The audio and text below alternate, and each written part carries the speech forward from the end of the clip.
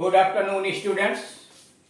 इस वीडियो में एक नया चैप्टर 54 का पहला वीडियो जोरदार कथन एम्फेटिक स्टेटमेंट के विषय में जानकारी प्राप्त करेंगे। यानी ऐसा कथन जिसके द्वारा कोई जोरदार कथन की अभिव्यक्ति की जाती है, वह कैसे कैसे बनाए जाते हैं, क्या क्या उसके नियम हैं, इन सारी चीजों के विषय में जानकारी प्राप्त करें। मैं ही तो हूं। अब क्या है, यह एक जोरदार कथन है, दबाव है। मैं ही तो हूं। It is I, it is me. मैं ही तो हूं, it is I, it is me. वे ही तो हैं, it is they, it is them. वे ही तो हैं, it is they, it is them. Ram ही तो है, इट इज राम। राम ही तो है, इट इज राम। वह उषा ही तो है, it is Usha, it is Usha. वह ही तो है, it is he, it is him.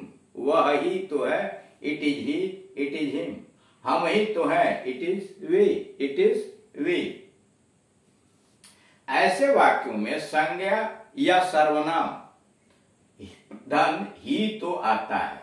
यानी ऐसे वाक्यों में संज्ञा सर्वनाम के बाद हिंदी का ही तो जोड़ा जाता आता है और कथन को जोरदार बनाता है। बनते कैसे हैं? इट इज, उसके बाद नाउन प्रोनाउन रखिए, सिंगुलर और प्लूरल, चाहे कोई हो, यहां नाउन और प्रोनाउन सिंगुलर हो या प्लूरल हो, कोई मतलब, सबके साथ इट इज ही लगेगा। यानी दे हो तभी, बहुवचन हो, सिंगुलर नंबर हो तभी। जैसे यहां देख रहे हैं कि लिखा हुआ वे ही तो है, it is they, it is them. मैंने ही तो किताब लिखी है। मैंने ही तो किताब लिखी है। It is I who have written this book. मैंने ही तो किताब लिखी है। It is I who have written the book. तुमने ही तो गाली दी है। तुमने ही तो गाली दी है। It is you, it is you who have abused him. तुमने ही तो उसे गाली दी है। It is you who have abused him. इसमें जो छिपा हुआ है, तुमने ही तो उसे गाली दी है। राम ने ही तो कुर्सी तोड़ी है। राम ने कुर्सी तोड़ी है, एक सामान्य वाक्य, राम ने कुर्सी तोड़ी है। लेकिन जब आप कह रहे हैं राम ने ही तो कुर्सी तोड़ी है, तो क्या है, दबाव डाल रहे हैं, जोरदार कथन बना रहे हैं। It is Ram who has broken this chair. It is Ram who has broken this chair. शिक्षा ही तो हमें अच्छा बनाती है। शिक्षा ही तो हमें अच्छा बनाती है। It is education, it is education that makes us good. शिक्षा ही तो हमें अच्छा बनाती है। It is education that makes us good. ऐसे वाक्यों में संज्ञा सर्वनाम धन ही तो के बाद एक उपवाक्य आता है। ऐसे वाक्यों में संज्ञा सर्वनाम धन ही तो, जैसे मैंने ही तो, अब इसके बाद एक उपवाक्य आया, किताब लिखी है। तुमने ही तो गाली दी है। तो कह रहा है कि ऐसे वाक्यों में संज्ञा और सर्वनाम के बाद एक वाक्य आता है, यानी वो उसको उपवाक्य समझ लीजिए, आता है जिसमें, इसलिए कि इंग्लिश में वो उपवाक्य होगा, क्लाज होगा, जिससे जोरदार कथन का बोध होता है। कह रहा है जैसे यह वाक्य दिया, मैंने ही तो, मैंने नाउन या प्रोनाउन हो गया, संज्ञा या सर्वनाम, उसके बाद ही तो जोड़ा, और उसके बाद यह वाक्य जो लिखा है, किताब लिखी है, यही जोरदार कथन की अभिव्यक्ति करता है। मैंने ही तो जो किताब लिखी। It is I who have, यह देख रहे क्लाज आया, who have written this book.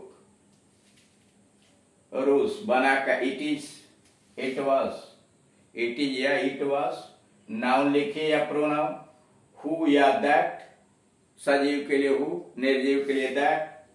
Subject के स्थान पर उसके बाद यह सब्जेक्ट है हु और दैट, यहाँ कंजंक्शन भी है और सब्जेक्ट दो काम कर रहा है। उसके बाद क्लॉज लिखिए, जैसे इट इज, सब्जेक्ट लगाया आई यानी नाउन प्रोनाउन, इट इज आई, और उसके बाद हु सब्जेक्ट के रूप में आया। उसके बाद क्लॉज लिखा है written this book.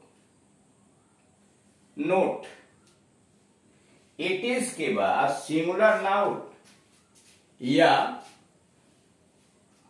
Plural noun या प्रोनाउन आता है। करा इट इज के बाद सिंगुलर नाउन या प्लूरल नाउन या प्रोनाउन आता है। सिंगुलर नाउन भी हो सकता है। करा इट इज के बाद सिंगुलर नाउन प्रोनाउन या प्लूरल नाउन प्रोनाउन आता है।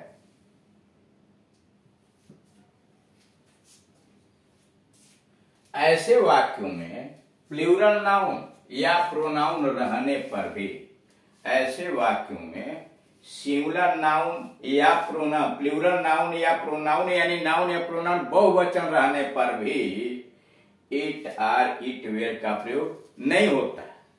कर ऐसे वाक्यों में चाहे इस के बाद प्लूरल नाउन या प्रोनाउन का प्रयोग किए हों, लेकिन वहां पर इट आर या इट वेयर नहीं होता है। जैसे it is you, it is I, it is they, it is, यहां भी लिख रहा है it is I, it is they, it are they नहीं लिखा, इट वेयर दे नहीं लिखा। मतलब यहां इट इज के बाद आप प्लूरल नाउन और प्रोनाउन लगाएंगे तभी इज के जगह पर आर या वेयर का प्रयोग नहीं होगा।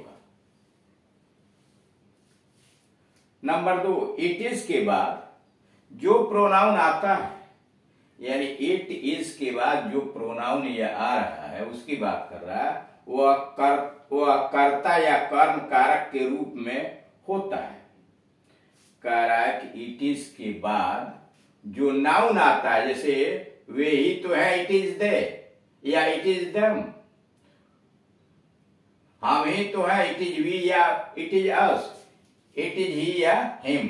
तो वही कह रहा है इट इज के बाद जो प्रोनाउन आता है वह कर्ता या कर्म कारक के रूप में होता है। जैसे it is I, it is me, it is he, it is him, it is I, it is me, या it is he, it is him. पर जब ऐसे वाक्यों के बाद हु, दैट और क्लॉज आता है, अगर प्रोनाउन या नाउन पर समाप्त हो गया तब तो कोई झगड़ा नहीं है, चाहे वो ऑब्जेक्टिव केस में लगाइए या सब्जेक्टिव फॉर्म में। इट इज आई भी सही है, इट इज मी, लेकिन वही खत्म हो जाना चाहिए। इट इज दे भी सही है, इट इज देम भी, लेकिन वही खत्म हो जाए। लेकिन अगर उसके पहले यानी उसके बाद नाउन प्रोनाउन के बाद हु आ गया जोड़ने के लिए, या दैट आ गया, और उसके बाद आपने क्लॉज लिखा, एक उपवाक्य लिखा, तब प्रोनाउन का रूप सदा कर्ता कारक के रूप में ही रहता है। यानी जब ऐसे वाक्यों में हु और दैट क्लास आता है तब प्रोनाउन का रूप सदैव कर्ता कारक के रूप में ही रहता है। जैसे it is I who, it is I who, it is he, it is she who, it is they who, और उसके बाद उपवाक कर्ता क्रिया लिख दी जाएगी। ऐसे वाक्यों में कर्म कारक का प्रयोग नहीं हो सकता। यानी ये जो ऊपर वाक्य आ रहे हैं, इट इज ही, यहां पर आप इट इज हिम नहीं लिख सकते, इट इज मी नहीं लिख सकते, इट इज देम नहीं लिख सकते, वह गलत होता है। ऐसे वाक्यों में कर्म कारक का प्रयोग नहीं हो सकता है, इसलिए अनुवाद इस प्रकार न करें। It is me who have written this book, वाक्य गलत है, इट इज आई होना चाहिए, इट इज मी गलत है। It is him who has helped me, यह भी वाक्य गलत है, वहां होना चाहिए it is he who has helped me. अब अगला पैटर्न, वह अंग्रेजी जानता तो है, वह अंग्रेजी जानता तो है, दबाव डाला जा रहा है, वह अंग्रेजी जानता तो है। He does know English, he does know English. मैं उपन्यास पढ़ता तो हूं, I do read novels, I do read novels. वह मुझसे मिला तो था। he did see me। वह मुझसे मिला तो था। he did see me। मैंने उसे लिखा तो था। I did write to him। मैंने उसे लिखा तो था। I did write to him। मैंने परीक्षा तो दी थी। I did take the examination।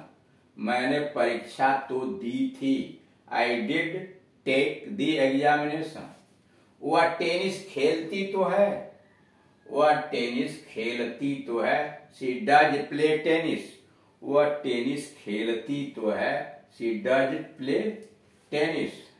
ऐसे वाक्यों में क्रिया धन तो या तू ही आता है। ऐसे वाक्यों में क्रिया धन तो या तू ही आता है और जोरदार कथन का बोध होता है।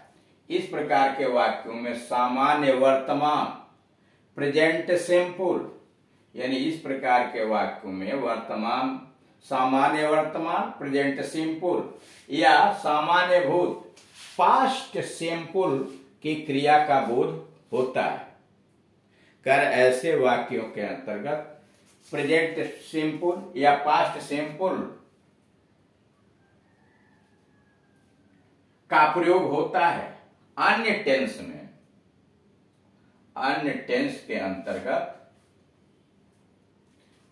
देखिए रूल नंबर 1, ऐसे वाक्यों में प्रेजेंट सिंपल या पास्ट सिंपल का प्रयोग होता है।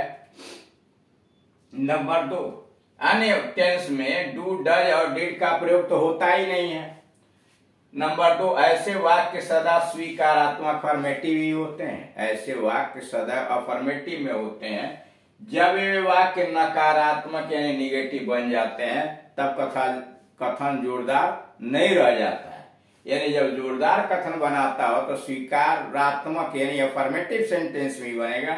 सेंटेंस अगर निगेटिव हुआ तो वह जोरदार यानी इम्फेटिक नहीं रह जाता है। Thank you.